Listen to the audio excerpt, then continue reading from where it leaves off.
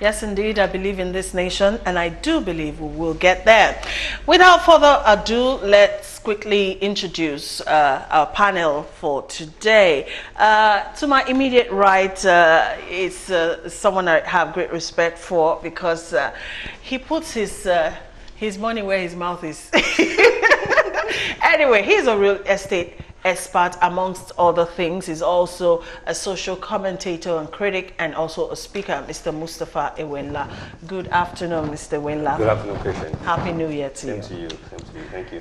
You're welcome on the buzz. All right. Thank you very much. Okay, also we have a renowned music producer. In fact, it's more than a producer. It's more like an entrepreneur when you talk music because not only does he produce music, he's also a performing artist in his own right. Solomon Oyeni, aka K Solo, here with us. Hi. It's nice having you. It's nice to have you. Happy New Year. Happy New Year. Happy hearing my full name for a long time. Well, it's something in which you should be proud of. Yeah. You know. Oh, wow. That's interesting. All right, we have by no means least the third member of the panel this afternoon. I can describe him as the quiet storm, you know, that brings the roof down, especially on social media. He's a PR expert and also a social critic, and it has so much presence on social media. Casey Oguejiofo, right here with us. Thank you for coming, Casey. Thank you. Good afternoon. All right, so let's get into it, people. The first matter on our agenda this afternoon is on the President's New Year's speech. Yeah.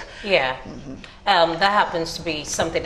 We actually had a guest yesterday, and the first thing he said was the static position that our president always gets to give the speech. You actually want to communicate with the youth out there. They don't want to see someone just, how would you be able to relate with them? In one spot. In one spot. Okay, we'll come back to all of that. First of all, let's take snippets from yesterday's speech. Let's take a bit of the president's speech yesterday. When we come back, we'll get talking. Stay with us. Unfortunately, I am saddened to acknowledge that for many, this Christmas and New Year holidays have been anything but merry and happy.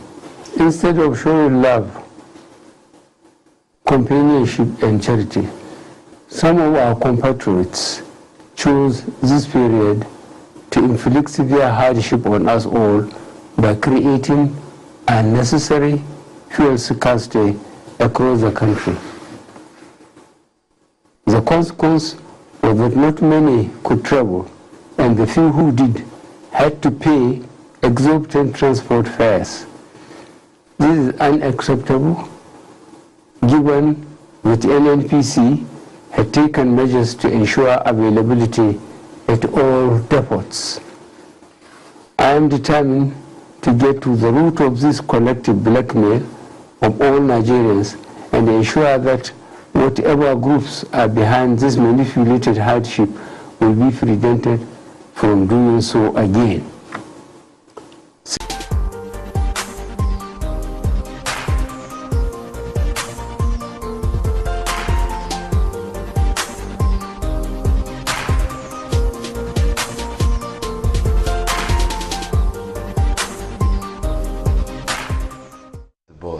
Yes, that's the speech, parts of the speech. Mr. Winla, let's begin with you, where the president actually said he's determined to get to the root of what he described as a collective blackmail, you know, and also the fact that the Christmas was not so merry for a lot of Nigerians. Really, when you read or you listened to the speech yesterday, what were the things that hit you as a citizen? All right. Thank you very much, patient. Yes, quickly, I think it's going to be very fair for me to say a very happy New Year to Nigerians. I wish that all our aspirations for this year will come to pass. Amen to that.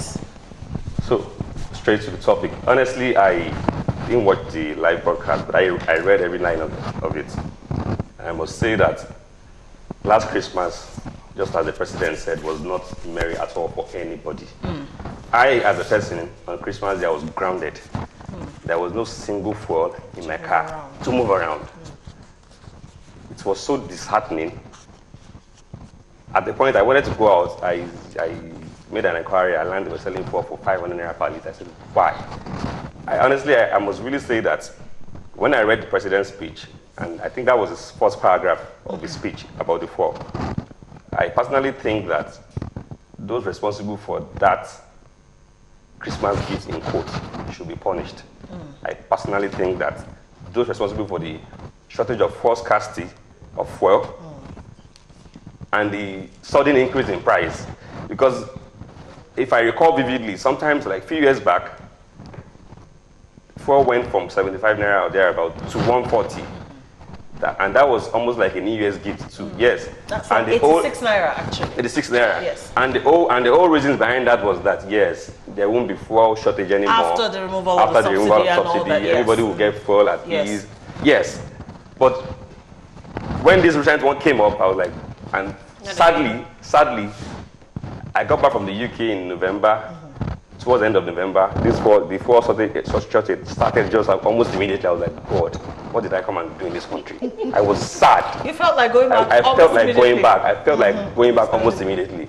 So for me, the president, or rather presidency, as a group now, need to call those people to book, because we don't want such things to reoccur again. Because for all Nigerians, it was a terrible Christmas, no doubt. It was a terrible Christmas. So I feel now the president needs to now maybe set up a committee to now look into this matter critically and assess it, and such that necessary solutions are preferred, such that it won't come up again in the nearest future. Okay. Okay. That's my take on it. All right now, and for Kesulu, you happen to be also an artist, and how did you actually perceive Christmas last night? Okay, first, Bakali, all I want to say is what you have said, but I'm going to come into a point that when you're talking about the presidency looking into the people who actually started this manipulation and all that, we're in Nigeria, for God's sake. You understand? Let me digress a little. So far, Ribado has been able to put us a list of people who actually squandered Nigerian money and all that. All right. You know, by check and balance, it's been PDP. You know, there has been no APC being on that table, on that list. Are you following me? So, would you tell me there's never been any APC who actually squandered our money too? One. Two, now getting back to what you're talking about, we're in a country whereby the presidency had never stand up their brace to say these are the people who actually perpetrated this evil, and this is what we are doing to them. The only thing you hear at the end of the day is we have worked on that, we've spoken to them, we've done this, we've done that. We will never see them. So in essence, what you're saying is, even though the president said something about it, you don't see anything really coming out of it. Nothing. Right. Because I can remember when I visited the gas station and I bought for 210, and I told the lady, fine, there was a number that was actually given out that you could get a call DPR, and I told the lady, you're not even scared of DPR. She was like, my boss said we should sell 210, and he knows that there's something called DPR. Yes. So he's actually equal to the task. Yeah, lawlessness. Okay, let's bring Casey into this discussion. Other than the issue of fuel scarcity, did you have a good Christmas? Of course. You did? You did. Okay. Of course. All right. So, are you in agreement with the president's speech?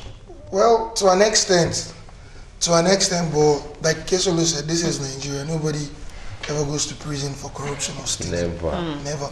So my own take will be to actually hear the cries of Nigerians and deregulate the downstream sector of the oil sector. Yes. Yeah. That way, I mean, the marketers and everybody will control their prices. You know that the government is not, and then the government's focus should be fixing the refineries. Allow the marketers do their business. Put all your resources and energy in fixing if you can't fix the refineries, privatize. For example, quickly, let me put in something. Do you remember during the regime of Abacha, this stuff like this almost happened one time, and I can remember from the depot where they are loading fuel. There's one military man, so there's no divide on the road and all that, You know, this thing has been for a very long time. You know, and so if the president is coming up this time again and is in his usual way sits and his usual way of talking and the first line fellow Nigerians, how long do we want to keep living like this? Yeah, because one of the most surprising things was somebody actually shared in 1979 Daily Times newspaper on my wall on Facebook. And lo and behold, it was December 13th or there in 1979, there was false scarcity. It's becoming a recurring decimal. Yes, it's becoming like every Christmas. They were blaming marketers and others. I mean, I wasn't even born in 1979. Okay, so you just told us your age. So maybe we should probably just scrap up that part of the discussion. Wow. You know, but the thing about this is it's becoming like every Christmas, stroke the New Year, there has to be fuel scarcity and all of that. Can't something lasting be done? How come every other time through the year fuel is always available, but when it comes to the U-tax season, you know, then there's suddenly scarcity because demand is high. Okay. Well, I believe a lot of people just want to make money, make a lot of money from it, because just imagine, and you're so scared to even get black markets because you don't want to harm your generator or your car or something. There's no black market. At the end of the day, everything still boils down to the government. To the government. Everything, because basically they are the ones ruling us. And no individual can individually go out there to do this thing themselves, because there's a regulatory body, and that's the government. So they need to look into this matter critically and give us a lasting solution to the issue of this. Should I give you a reason? I have a reason. I feel like this is the first time even the presidency is going to be addressing this problem from ever since I've been following records. Okay. They will never talk about it. Addressing it or admitting that they know that, there's a some problem, people are responsible suffering. For this. Okay. And I think the reason why it's happening is because we all know the president is actually the Minister of Petrol himself. You understand? So this is a stake for himself too. You know, so this is the first time they're addressing it, and I hope now that they're addressing it, though we have a better government, at least that received every arrow that has been shot at them, especially thank God for social media. Social media is one part that you cannot fight unless if they don't if I actually forgotten this let me use this word, I don't know if I can use it on air. I call him Trump, I call him my nigga. You know, so because this guy has actually helped the world generally, especially Nigeria, to enjoy social media. There's a major satellite that is actually given out to Mark Zuckerberg that is going to bring in free internet to this part of Nigeria, Africa, soon, this new year. Yes. You understand? So I read about without your mobile card, before your mobile SIM, you can connect on Wi-Fi and still connect to the world. Without a SIM card. Yes. That's amazing. You get what I'm saying? So, but that satellite was actually given out in the basics that, okay, it's for security, you know, whereby they can have database for everybody who exists on this planet. Okay. You get, so once you're able to have a name, they can actually get your database and all that, but it's actually going to give you free internet. What am I trying to say in essence is this: if Nigeria is trying to cop up the social media, because social media has been a serious thorn in their flesh. Everything they've always done and made way with, this time they've not been able to make way with it. If I put a tweet right now, all my friends in UK, in everybody Malaysia, respond to me like that. Okay. All right. Since we're talking about Donald Trump, so let's just move on to what Donald Trump is doing at the moment. Of course, we are all aware since the inauguration of the American president Donald Trump, that himself and the North Korean leader Kim Jong-un, I hope I pronounced that correctly, okay, they've exchanged insults, you know, back and forth on numerous occasions, and of course, especially on the issue of nuclear weapon. We don't know what that is going to lead to, but let's just take clips from the speech of Donald Trump and also the response by the leader of North Korea. No one has shown more contempt for other nations and for the well-being of their own people than the depraved regime in North Korea. Now, North Korea's reckless pursuit of nuclear weapons and ballistic missiles threatens the entire world with unthinkable loss of human life.